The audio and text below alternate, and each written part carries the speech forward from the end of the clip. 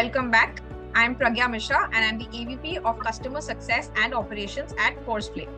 Courseplay is a 360-degree employee growth platform. We have Surbhi Diwan. Surbhi is a seasoned HR leader with 20 years of experience scaling businesses and driving employee success across diverse industries. She is currently associated with Ashiana Housing Limited as the Vice President of HR. Hi, Surbhi. Welcome to today's talk. Thank you so much for being with us. Hi, Pragya. Thank you so much and appreciate the opportunity given by Courseplay. Look forward to the interaction. So, in your opinion, what is the impact of mentorship and coaching on employee engagement, retention, and performance?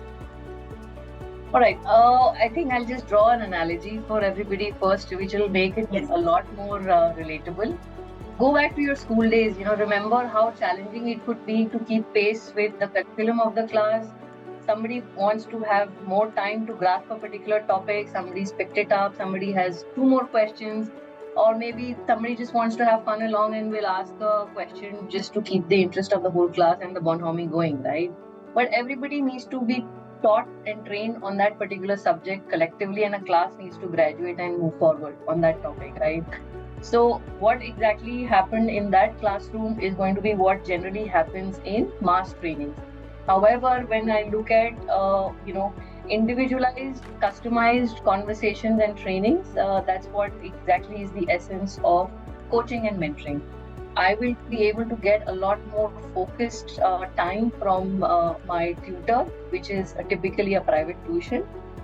That's exactly what the role of a coach and a mentor translates into. Giving more individualized training, helping the individual learn at their pace, ask as many questions as required till the topic is clarified, as well as do not have any, inhibitions in asking questions. Because a lot of times in mass classes or in general trainings, which are open training forums, I'm not saying any one of these formats is bad, but coaching and mentoring basically helps to get that individualized content out to the individual and helps the individual grow with a better one-on-one focus.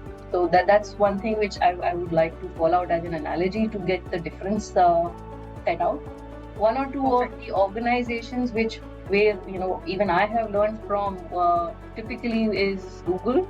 They had a project called Project Oxygen. It's a perfect example where they set out a personalized coaching in which each team member got individual assistance to grow and learn and hone particular skills in the organization and help them scale up. It also led to a lot of individualized training leading to a higher level of engagement. People felt that these individuals were a lot more invested in and as a result wanted to stick around and learn and grow with this particular organization as the company also grew. Similarly to the same concept, what we've taken on at Ashiana is a coaching program in which we have connected employees and mentors who could offer tailored advice and support for the individuals at different junctures in the organization, at different particular grades in the organization, in different departments and cities in the organization. So what happens is it's a personal touch point. I will be able to enhance a particular individual's skills to that effect where they need to be assisted and facilitated in their journey. The individual in return feels a lot more empowered. The engagement level is customized and hence more high. And as a result, it will also help the individual to learn at their pace with this particular coach's assistance. So the coachee and the coach have a relationship which they develop over a period of time, which helps in driving retention in the organization also.